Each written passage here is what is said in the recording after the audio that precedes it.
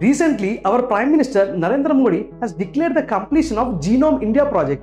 ఈ project almost 5 years పెట్టింది complete అవడానికి. దీంట్లో different research institutes like IISc or IITs, department of biotechnology or CSIR వీళ్ళందరూ కూడా పార్టిసిపేట్ చేయడం జరిగింది. 10,000 మంది ఇండివిజువల్స్ ఒక డేటా కలెక్ట్ చేశారు 83 డిఫరెంట్ ఇండివిజువల్ గ్రూప్స్ నుంచి.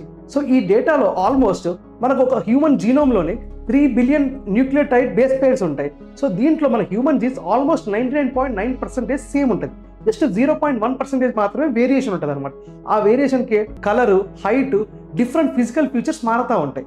సో ఈ యొక్క అన్ని విషయాలను దృష్టిలో పెట్టుకొని మన హ్యూమన్ జీన్ స్టడీ చేయడం కోసం ఈ హ్యూమన్ జీనోమ్ ప్రాజెక్ట్ పట్టుకొచ్చారనమాట.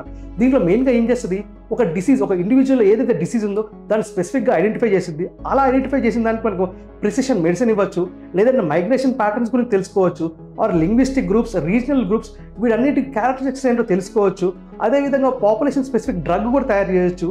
మరి అదేవిధంగా పర్సనలైజ్ మెడిసిన్ ఇవ్వచ్చు. ఇవన్నీ కూడా హ్యూమన్ జీనోమ్ ప్రాజెక్ట్లో మనకి ఇంపార్టెంట్ థింగ్స్గా చెప్పుకోవచ్చు అనమాట.